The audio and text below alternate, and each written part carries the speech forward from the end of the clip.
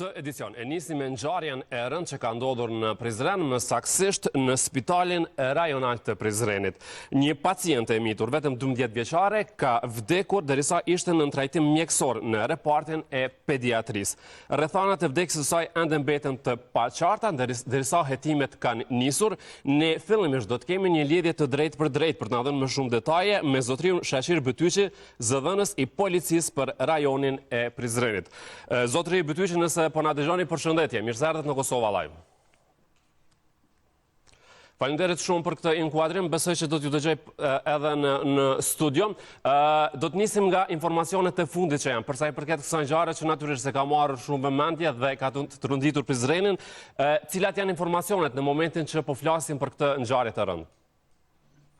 Informacionet e parë këto siç e përmendë edhe ju, janë se dje me datën 18, rreth orës 16, Shtetërori Policor i Prizrenit ka marrë informacion se një paciente që në rrethana ende të panjohura ka ndërruar jetë në repartin e emergjencës, konkretisht në repartin pediatrisë në Prizren.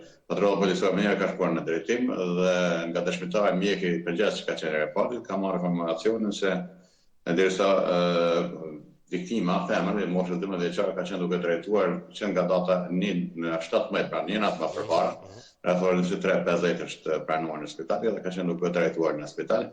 Në rrethana të paqarta tjetër më rreth orës 15:55 njëta nuk ka mundur të betojë dhe ka si pasojë ka vdekur. Në ngjarje kanë ndodhur të gjitha njësi tjera relevante të stacionit policor Prizren hetos, ashtu nga sektori anal i hetimit, për të mbledhur informacionin për dëshmi nga vendi i ngjarjes dhe dëshmitarët e rastit. Është një prokuror kujdestari i cili ka urdhëruar që të inicijohet rasti i hetimit vdekjes. Edhe trupi pa jetë të marrë dërguar në Institutin Mjekësisë Ligjore për ekzaminim. Dhe sa po kuptoj, edhe deri në momentin që po flasim, këto rrethana të vdekjes vazhdojnë të mbeten të paqarta, apo jo? Po, ende me të mbesin të paqarta, ashtu siç e përmendëm, vetëm një natë përpara viktima ka shkuar në spital për trajtim dhe ka ndruar jetë në rrethana të paqarta, kështu që besoj që detaje më do të na jep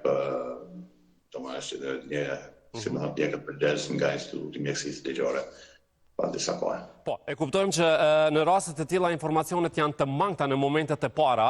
Ne pas pak do të lexojmë edhe komunikatën për media që kemi nga Spitali i Përgjithshëm i Prizrenit, por gjithsesi zotri Bytyqi, nga komunikimet që keni pasur për aq sa mund të zbuloni, çfarë është thënë qoftë nga spitali, qoftë nga komunikimi me familjarët e kështu me radhë? Duke marrë parasysh se çështjet mjekësore, çështjet e shëndetit janë të çështje të ndihshme dhe duhet specialist posaçëm të japin mendime, nuk kemi kompetent të japim mendime më shumë të është në rrethana të paqarta është më rëndësishme domethënë që nuk është përdorur dhuna apo diçka në mënyrë të dhunshme, nuk ka ndruar jetë, por ka qenë duke trajtuar për një smundje. Po. Mirë, unë po ju falenderoj, me qenë se pra nuk mund të japim më shumë informacione. Faleminderit për këtë inkuadrim, ndërkohë që ne do të vazhdojmë edhe me komunikatën e spitalit nga Prizreni. Faleminderit zotri Bytyqi. Faleminderit shumë.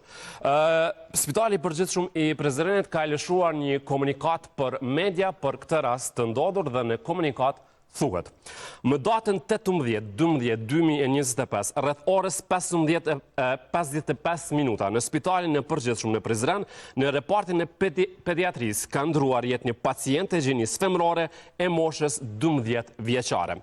Pacientja është pranuar në spitalin e Përgjithshëm në Prizren, në repartin e pediatrisë, më datën 17/12/2025, në orën 23:45 minuta.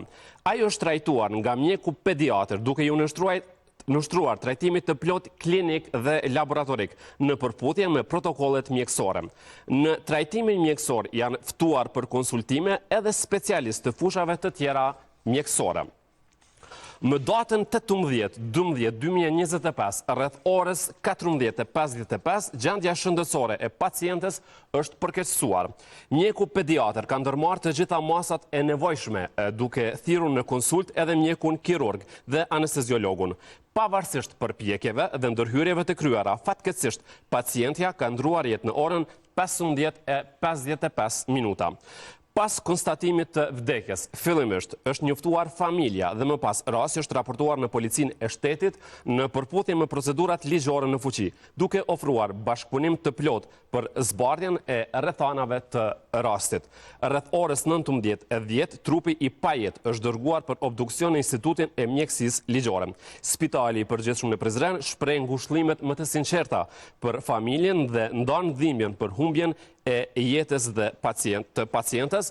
Siç u tha edhe më herët, edhe nga policia në Prizren, hetimet kanë nisur, por për momentin që po flasim dhe që jemi drejt për drejt në të shtatë, rrethanat e kësaj vdekje mbeten ende të paqarta dhe mbetet që ditët në vazhdim të jenë të gjitha informacionet.